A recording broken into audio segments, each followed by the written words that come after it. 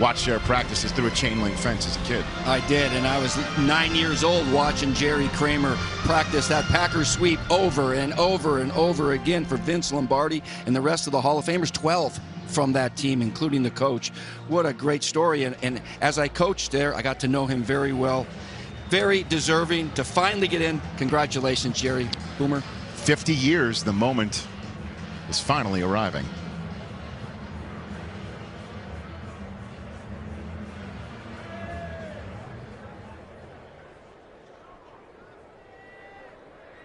Jerry Kramer grew up in a small town in the northern Idaho panhandle called Sandpoint. Played college ball not far away in Moscow.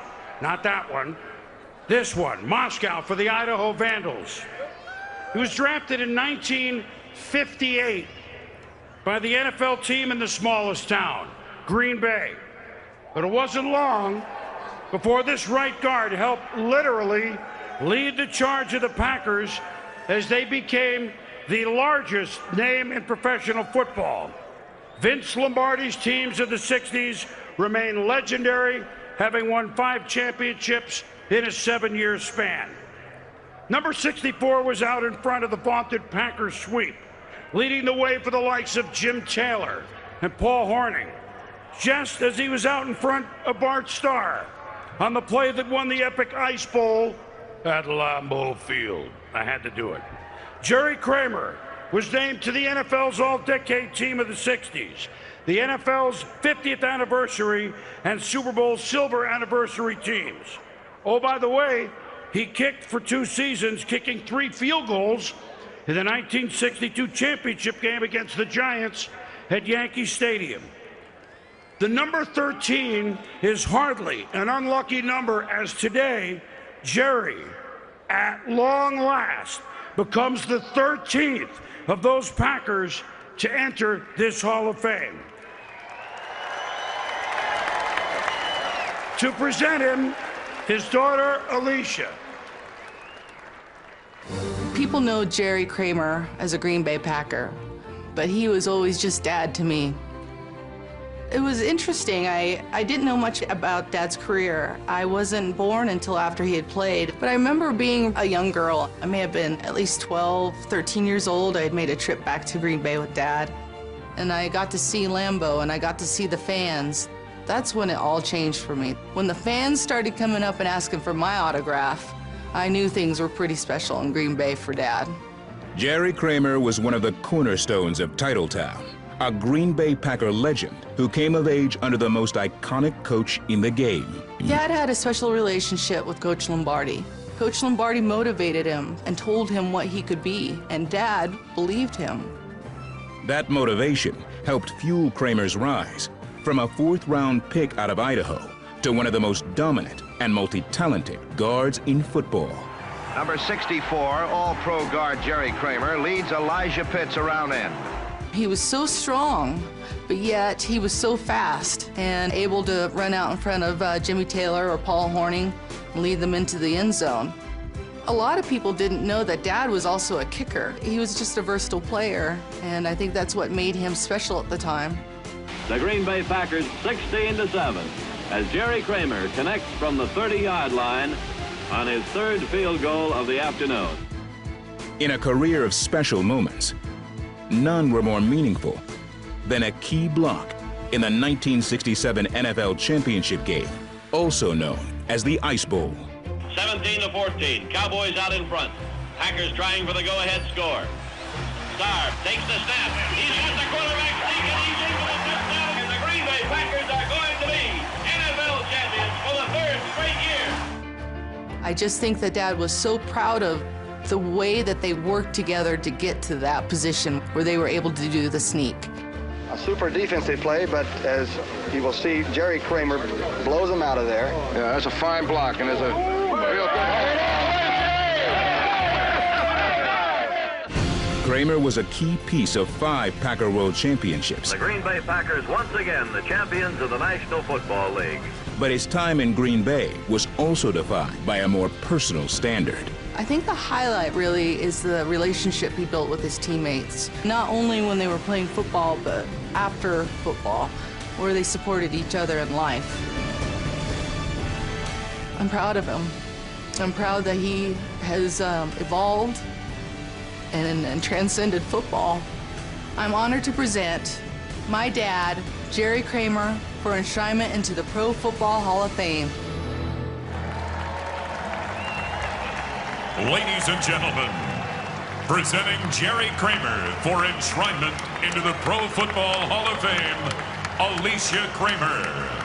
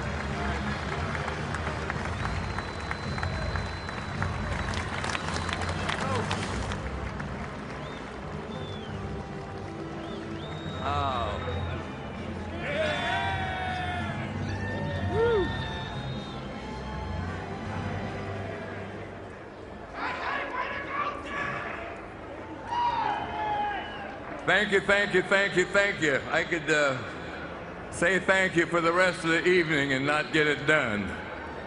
Wonderful, wonderful moment, wonderful opportunity to be here, be with a great bunch of ball players, but a really great bunch of human beings. It's been a wonderful experience to get better acquainted with them for the last few days. There's some wonderful folks here. It's a real privilege to be a part of this group.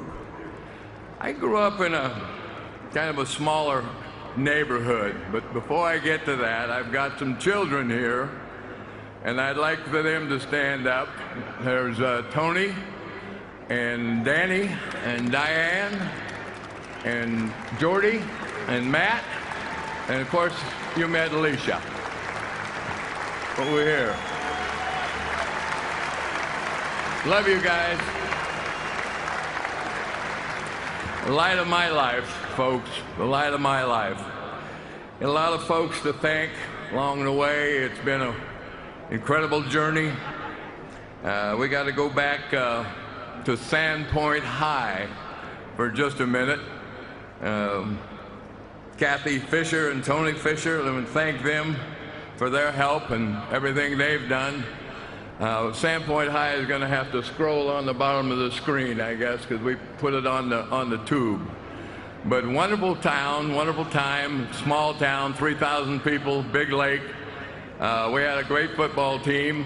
This clumsy ox sophomore showed up for practice one fall, and I'd grown about a foot, and I couldn't walk and chew gum at the same time. It was I was just a mess, and I wanted to be a fullback. I didn't want to be a lineman. I want to be a fullback. And my coach says, well, Jerry, that's wonderful. If you want to be a fullback, you'll sit on the bench. But if you want to be a tackle, you can probably start. Oh, boy, I don't want to sit on the bench. I think I'd rather start. So I started, but I wasn't all that excited about playing in the line. And we had a line coach, an older fellow named Dusty Klein, that came up one day and knew where I was and knew that I was struggling. And he grabbed my hand and looked at my hand. He said, son, you got big hands, and you got big feet. And one of these days, you're going to grow into them. And he said, you're going to be a hell of a player one of these days. And I looked at him, and I was curious, a little amazed, a little amused, a little bit of everything. And he looked me in the eye and he said, you can if you will. And then he started to walk away, and I said, can what? And he said, you can if you will. And he walked away and left me to think about that. So I thought about that for a long time. Got to the University of Idaho, a wonderful time there. We won 4, tied 4, and lost 1, the best record in 28 years. So it wasn't all that wonderful. But it was a great bunch of guys and a great team, and the feeling of team is a wonderful thing. It's the thing that I think the reason most of us play is because there's a team there and we want to be part of the team. Got drafted in the 4th round by the Green Bay Packers. My classmate Wayne Walker, who played with Detroit for 15 years, was waiting for me when I came out of class. And he said, "You got drafted." I got, "Great. What round was I?" 4th round. "Wonderful. Who drafted me?" "Green Bay." "Green Bay? Where the hell is Green Bay?" We got a map. We honestly got a map. "Oh, it's way back there by Chicago." "Oh, it's on a big lake." "Oh, that is a big lake."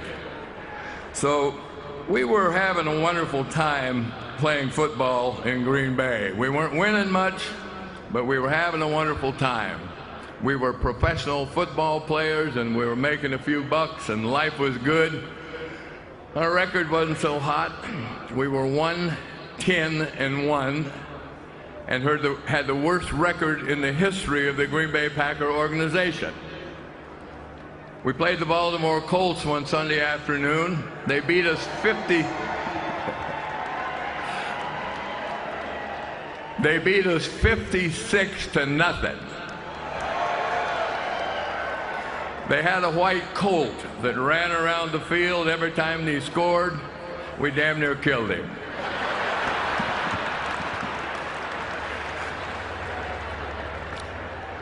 So we went on to Green Bay, and I went to the Shrine game, and I had a big contract negotiations. I'm sure these young boys will be excited by the numbers and the whole process. We're playing in the Shrine game, and the general manager for the Packers calls me over and says he would like to talk contract with you. Okay. So we didn't have agents. We didn't have any information that was printed. We didn't have any idea what the guys were making. So I go to my college coach and I say, what kind of money should I ask for? He said, "Jerry, if you can get $7,000, you'll be doing really good." So I went to San Francisco and went in to negotiate with the guys, and my general manager said, "Jerry, we'd like to sign you to a contract. What are you thinking about?" $8,000. "Okay, sign here." So I left a few bucks on the table.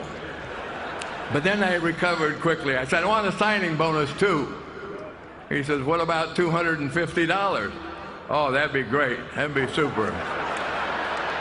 For a bonus, right? I get to Green Bay. We get our first game check after the preseason. There's a $250 deduction from my check. I go to the general manager and he said, "Jerry, that was an advance. That wasn't a bonus." So I didn't get a bonus. But Coach Lombardi arrived and the world turned around, and he first of all, he came in, he said, "I've never been a loser and I'm not about to start now. If you're not willing to make the sacrifice, to pay the price, to do the things you have to do to win, then get the hell out."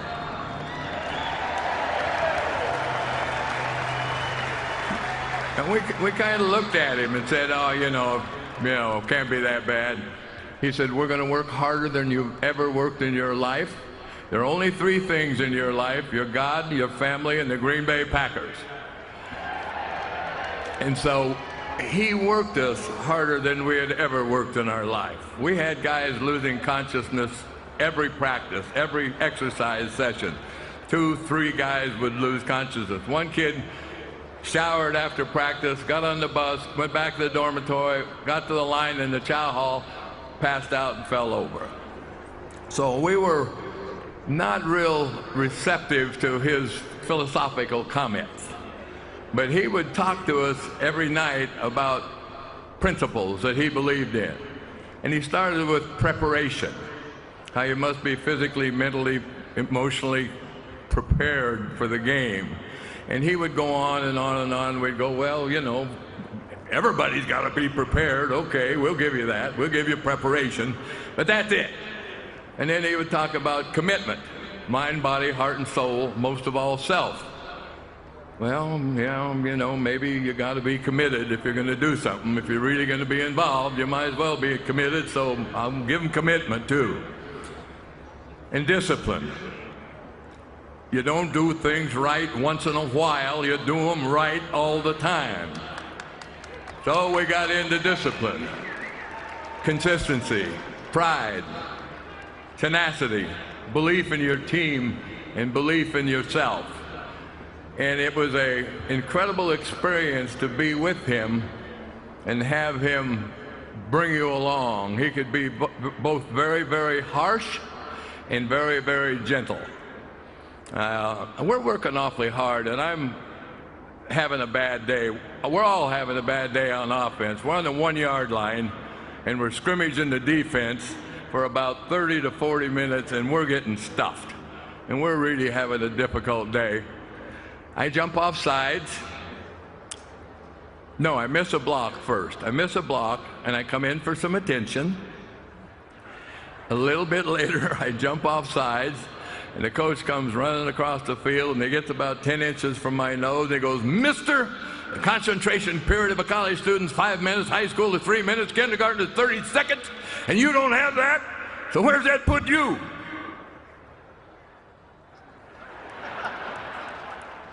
Put me checking my shoe shine.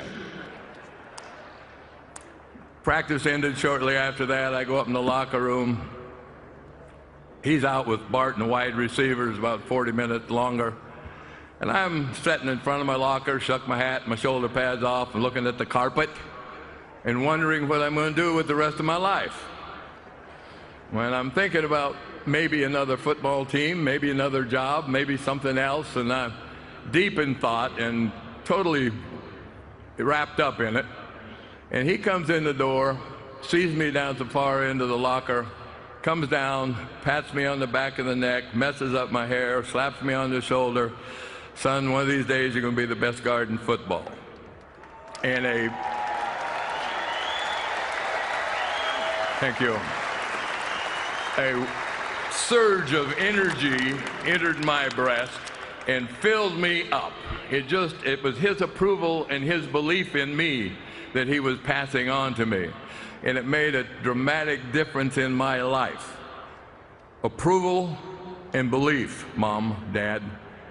Approval and belief. Powerful, powerful tools. So from that point on,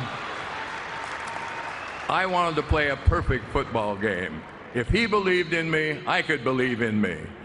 And so I tried to play a perfect game. And we had a wonderful group of guys.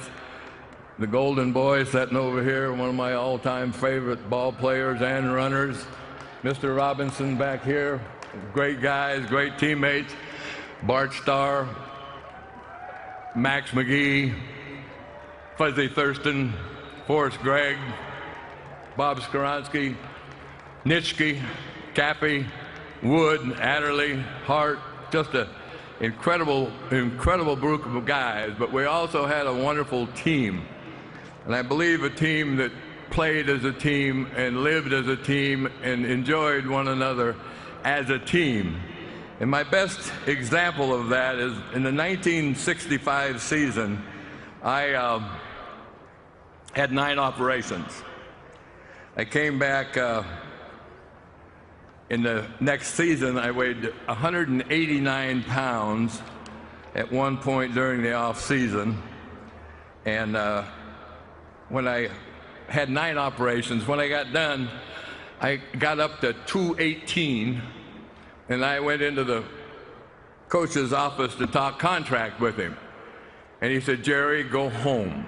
Just go home.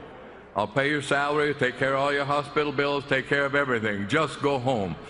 "Coach, I can't go home. If I go home, I'll never play again. I missed the whole season. I'll miss another season. I'll probably never play again." "Well, I can't count on you." "Well, I don't care if you can count on me. I'm going to play." "Jerry, I wish you'd just go home." "No, I'm not going home." We did this for 45 minutes.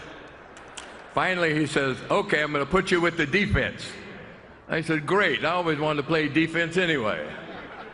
So I was at least cocky because I was getting on the field, and I certainly wasn't prepared for it. But A month later, I take the field, and I'm about 230 now. No, I'm not, still not. I'm about 220. Anyway, we have a tradition where we run 3 laps around the field. I ran a lap and a half, and my lungs seized up. I couldn't breathe. I couldn't get any air. I couldn't do anything at all. And Don Chandler, my teammate, kicker, came over to me and said, "What's wrong, pal?" Can't breathe. And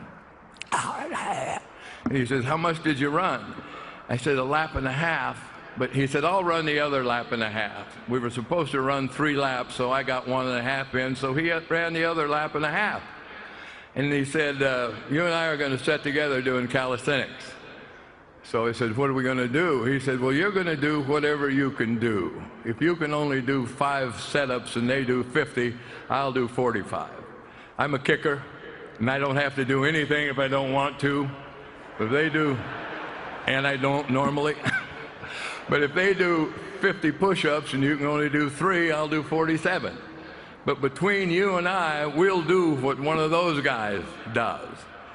So Don Chandler sat beside me for 35 days, and he helped me every step of the way. Yeah.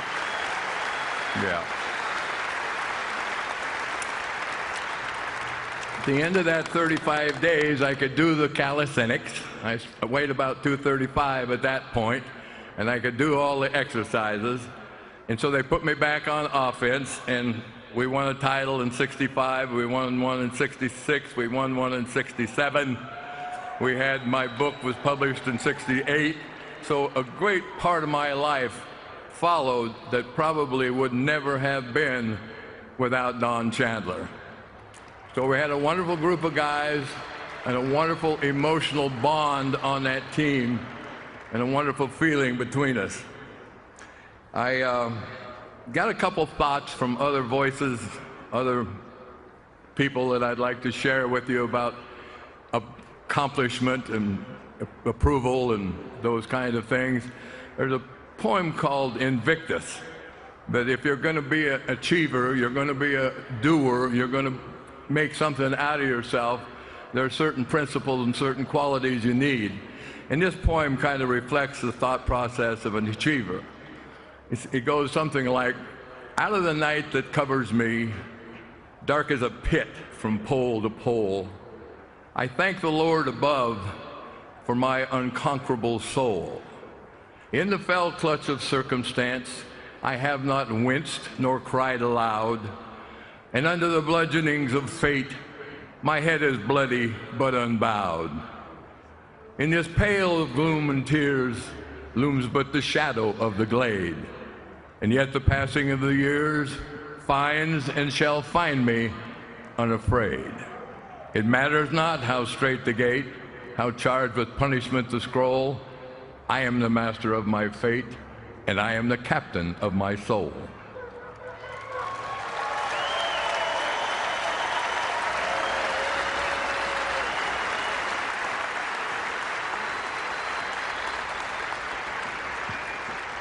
There was a fellow by the name of William Jennings Bryan, who was a lawyer and an orator and a really brilliant man. He said, "Success in life is not so much a matter of chance as it is a matter of choice. We choose to do the right thing, and we choose not to do the right thing. So a great deal in life is a matter of choice."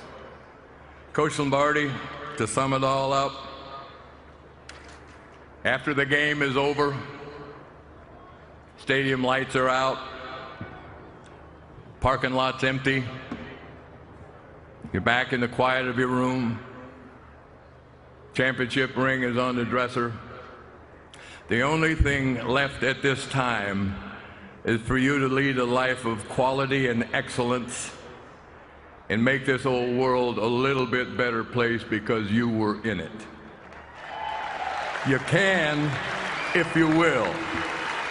You can if you will. Thank you. Well, that was all kinds of awesome. Tears flowing in the Kramer family. A 50-year wait is over. It's 2018.